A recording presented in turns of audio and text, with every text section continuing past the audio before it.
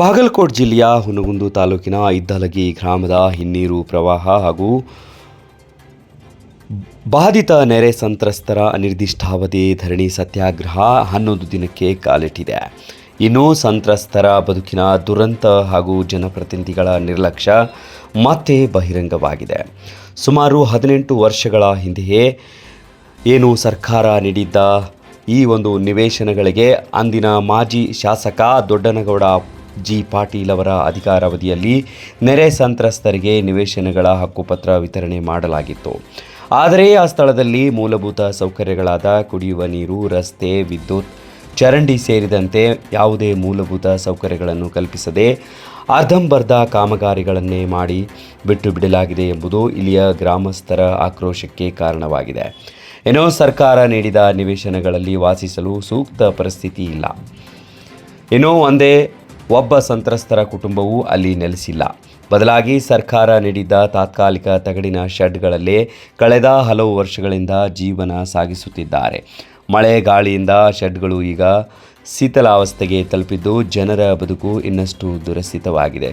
ಈ ಹಿನ್ನೆಲೆಯಲ್ಲಿ ಶಾಶ್ವತ ಪರಿಹಾರ ಹಾಗೂ ಮೂಲಭೂತ ಸೌಕರ್ಯಗಳನ್ನು ಒದಗಿಸುವಂತೆ ಆಗ್ರಹ ಸಂತ್ರಸ್ತರದ್ದು ಆಗಿದೆ.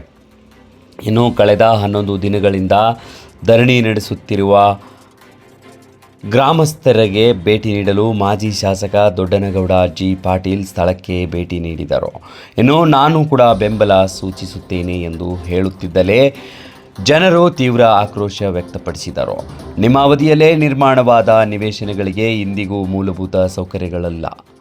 ಜನರ ವಾಸಕ್ಕೆ ಯೋಗ್ಯವಲ್ಲದ ಜಾಗಕ್ಕೆ ಕಳುಹಿಸಿ ಮತ್ತೆ ನಮ್ಮನ್ನು ಮೃತ್ಯು ಕೂಪಕ್ಕೆ ಕಳಿಸುತ್ತೀರಾ ಎಂದು ಪ್ರಶ್ನೆಯನ್ನು ಹಾಕಿದ್ದಾರೆ. ಸಮಸ್ಯೆ ಸೃಷ್ಟಿಯಾದಾಗ ಅಧಿಕಾರದಲ್ಲಿದ್ದವರು ಮೌನವಾಗಿದ್ದು, ಇಂದು ಅದೇ ಸಮಸ್ಯೆಗೆ ಬೆಂಬಲದ ಹೆಸರಿನಲ್ಲಿ ಬರುವುದು ಜನರ ನೋವಿಗೆ ಸ್ಪಂದಿಸುವ ಮನೋಭಾವಕ್ಕಿಂತ ರಾಜಕೀಯ ಪ್ರದರ್ಶನ ಹೆಚ್ಚಿರುವಂತೆ ಕಾಣುತ್ತಿತ್ತು ಎಂದು ಕೆಲವರು ಸಂತ್ರಸ್ತರು ಆಕ್ರೋಶ ಕೂಡ ಹೊರಹಾಕಿದ್ದಾರೆ. ಜನರ ಪ್ರಶ್ನೆಗಳಿಗೆ ಉತ್ತರಿಸಲು ಪ್ರಯತ್ನಿಸಿದ ಮಾಜಿ ಶಾಸಕರು ಪರಿಸ್ಥಿತಿಯನ್ನು ಸಮಾಧಾನಪಡಿಸಲು ಹರಸಾಹಸಪಟ್ಟರು. ಸಂತ್ರಸ್ತರ ಅಸಮಾಧಾನ ತಣಿಯಲಿಲ್ಲ. ಕೊನೆಗೆ ಸಮಾಧಾನಕಾರಿಯಾಗಿ ಉತ್ತರ ನೀಡಿ ಸ್ಥಳದಿಂದ ತೆರಳಿದ್ದಾರೆ. ಏನೋ ಬಾಗಲಕೋಟೆ ಜಿಲ್ಲೆಯ ಹುನಗುಂದ ತಾಲೂಕಿನ ಇದ್ದಲಗಿ ಗ್ರಾಮದಲ್ಲಿ ಈ ಘಟನೆ ನಡೆದಿದ್ದು, ನೆರೆ ಸಂತ್ರಸ್ತರ ಸಮಸ್ಯೆಗಳಿಗೆ ದೀರ್ಘಕಾಲಿಕ ಪರಿಹಾರ ನೀಡುವಲ್ಲಿ ಜನಪ್ರತಿನಿಧಿಗಳು ವೈಫಲ್ಯವನ್ನು ತೋರಿದ್ದಾರೆ ಎಂಬುದು ಮತ್ತೊಮ್ಮೆ ಸಾರಿ ತೋರ್ತಾ ಇದೆ. ಇನ್ನಾದರೂ ಸಂಬಂಧಪಟ್ಟ ಜನಪ್ರತಿನಿಧಿಗಳು ಹಾಗೂ ಸರ್ಕಾರದ ಬೆಂಬಲವಾಗಿ ನಿಂತಿರತಕ್ಕಂಥ ಅಧಿಕಾರಿಗಳು ಕೂಡ ಇತ್ತ ಕಡೆ ಗಮನಹರಿಸಿ ಗ್ರಾಮಸ್ಥರಿಗೆ ಪೂರ್ಣಕಾಲಿಕ ಸಮಸ್ಯೆಯನ್ನು ಬಗೆಹರಿಸುತ್ತಾರೋ ಇಲ್ಲವೋ ಎಂಬುದು ನೀವು ಕಾದು ನೋಡೋಣ. ಬಾಗಲಕೋಟೆಯಿಂದ ಬಸವರಾಜ್ ತಿಮ್ಮಾಪುರ, ಭೀಮ ಸಂಸ್ಕೃತಿ, ಬಾಗಲಕೋಟೆ. ಸಂತ್ರಸ್ತರ ಒಂದು ನೆರವಿಗೆ ಸದ್ಯ ಕಾರ್ಯಕರ್ತರಿಂದ ಬಂದ್ರು ಅಥವಾ ಕಾರ್ಯಕರ್ತರ ಒತ್ತಾಯಕ್ಕೋಸ್ಕರ ಬಂದ್ರು ಅಥವಾ ಧರಣಿಯ ನಿರತ ಒಂದು ಸಂತ್ರಸ್ತರ ಈ ಒಂದು ಧರಣಿ ನಿರತ ಸಂತ್ರಸ್ತರ ಅಹವಾಲನ್ನು ಕೇಳಬೇಕಂತೇಳಿ ನಾನು ಕೆಲವು ದಿವಸ ಊರಲ್ಲಿದ್ದಿಲ್ಲ. ಬಂದ ನಂತರ ಈ ಮದುವೆ ಅವು ಕಾರ್ಯಕ್ರಮದಲ್ಲಿ ಬ್ಯುಸಿ ಆಗಿದ್ವಿ.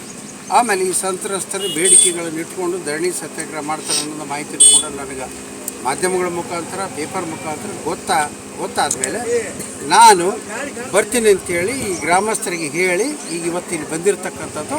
ಇದಕ್ಕೆ ನನ್ನ ಕೈಲಾದ ಪ್ರಾಮಾಣಿಕ ಪ್ರಯತ್ನ ಏನಪ್ಪ ಅಂದರೆ ಮೇಲಧಿಕಾರಿಗಳಿಗೆ ಈ ರೀತಿ ಸಂಕಷ್ಟದಲ್ಲಿರ್ತಕ್ಕಂಥ ಜನರಿಗೆ ಪರಿಹಾರ ಕೊಡ್ರಿ ಅಂತೇಳಿ ನಾನು ಮೇಲಧಿಕಾರಿಗಳಿಗೆ MD KB ಜನರಲ್ ಇರ್ಬೋದು, GM ಇರ್ಬೋದು, SLA ಇರ್ಬೋದು, RO ಇರ್ಬೋದು, ಯಾರೇ ಇರಲಿ ಅವರೆಲ್ಲರ ಜೊತೆ ಈಗಾಗಲೇ ಕೆಲವ್ರ ಜೊತೆ ಮಾತಾಡಿದ್ದೀನಿ. ಇನ್ನು ಇವ್ರ ಬೇಡಿಕೆ ಏನು ನನಗೆ ಪತ್ರ ಕೊಟ್ಟಿದ್ದಾರೆ ಇವನ್ನ ತೊಗೊಂಡು ಅವ್ರಿಗೆ ತಲುಪಿಸಿ ಅದಕ್ಕೆ ಪರಿಹಾರ ಕಂಡುಕೊಳ್ಳೋದಕ್ಕೆ ನನ್ನ ಒಂದು ಪ್ರಾಮಾಣಿಕ ಪ್ರಯತ್ನ ಮಾಡ್ತೀನಿ. ಧನ್ಯವಾದ.